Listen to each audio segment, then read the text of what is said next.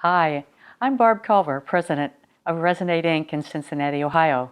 Thank you so much for taking some time to join me today for this video presentation. Before I get started, I need to give the proper credit for much of the information that you're going to hear today. It actually comes from the Kiplinger letter, volume number 92, from the 18th of May of 2015. And the other thing that I must say is nothing that I share with you today is to be taken as any recommendation or specific investment advice. So let's begin. For the past several months, I have been talking with you about our belief that there is probably opportunity to invest both in Europe and in the emerging market space. In spite of what continues to happen with Greece, we still believe this, and this particular issue of Kiplinger's also supports our thinking. Please consider the following. According to Kiplinger, India is now riding a huge economic upswing.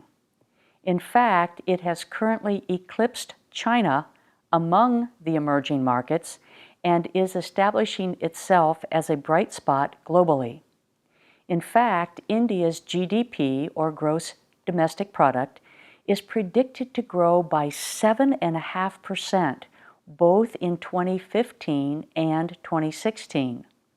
Compare this to China's prediction, which is 6.8% in 2015 and 6.3% in 2016. Now, of course, the United States is only predicted to be growing at about a 3% or less clip, so these two countries together, we believe, offer great investment opportunity. So what's driving the change in India? Well, for one thing, lower energy costs are, especially oil. India is highly dependent both on coal and oil for power and fuel.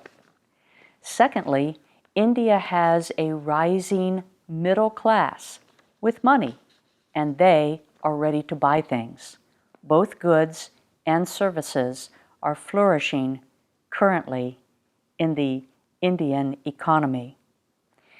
And the educated workforce is also enjoying lower inflation and lower interest rates.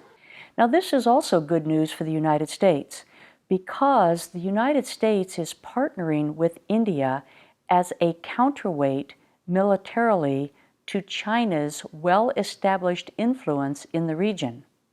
In fact, the United States has already surpassed Russia as the main supplier of military gear to India. This will continue as New Delhi's supplier of choice, probably for many years to come. According to Kiplinger, it's predicted that the Indian government will buy $3 billion of U.S.-made military equipment per year for the next several years. This is up from a $2 billion purchase in 2013 and only $200 million in 2009. Selling more to India will help the United States defense contractors offset spending cuts that are happening throughout the U.S. military. There are also other U.S.-based businesses poised to benefit as well.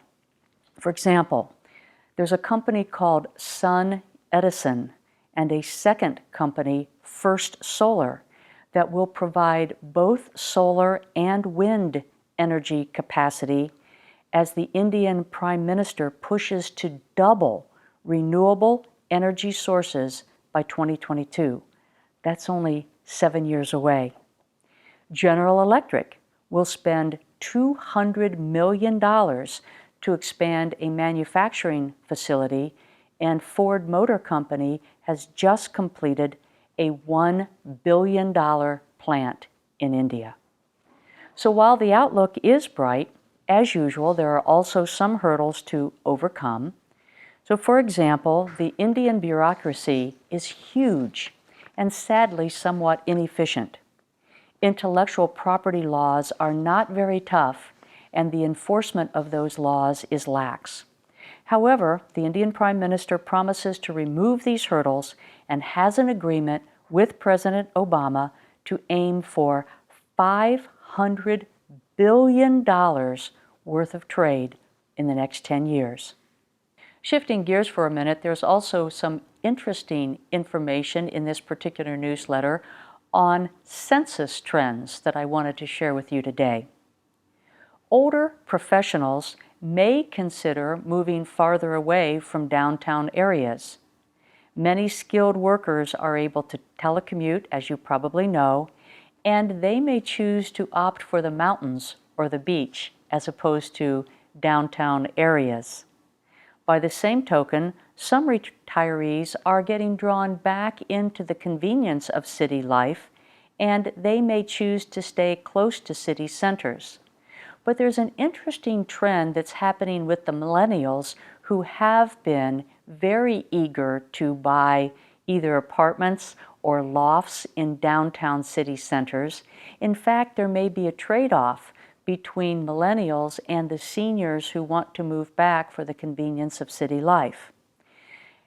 This is because the millennials, as they marry and start families, are more interested in affordable housing and great schools than they are in exciting nightlife and the smaller lofts and apartments that they can usually afford.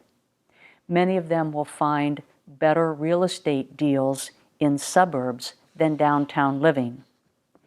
In fact, there's a new trend and a new word that has to do with census in the United States. The word is exurbs, E-X-U-R-B-S. These are regions that are in the outer fringes of the suburbs. As mentioned, this is where many millennials are interested in moving, and certain cities are expected to experience great growth in this area over the next few years, namely Houston, Atlanta, Raleigh, North Carolina, Dallas, Denver, and Tampa, Florida. It seems that none of these reports we do can be complete without a comment on the Islamic State. Currently, the U.S. airstrikes are starting to take a toll on the Islamic State. The military is actually seeing signs of ISIS hunkering down, striving to maintain control of the territories it has already captured rather than expanding its reach into new areas. The United States has 5,000 troops in Iraq training Iraqi forces on the job, and there are more U.S. troops coming to continue that training. But I'd like to conclude today's video with some good news on the healthcare front. The first ever vaccine for malaria from GlaxoSmithKline should be available in Africa within the next year or so. The vaccine has already been approved by European regulators and has a recommendation from the World Health Organization. While it currently only has limited effectiveness, this is still a major development. The drug cut cases of malaria among children by more than 1/3, and in infants up to 3 months old by 1/4. So the hope is that this new medication will prevent a significant number of new malaria cases. So I've given you a potpourri of information today. I hope that you found some of it particularly helpful and of value. I want to thank you again for taking time to join me. And if anything I have said has sparked a desire in you to have a conversation, you can find more information at www.resonatecompanies.com, or you can contact me via my email, which is bculver@resonatecompanies.com. Thanks again for joining me, and I hope that you'll consider sharing today's video with friends, relatives, business colleagues, anybody that you think might benefit from hearing some of this information today.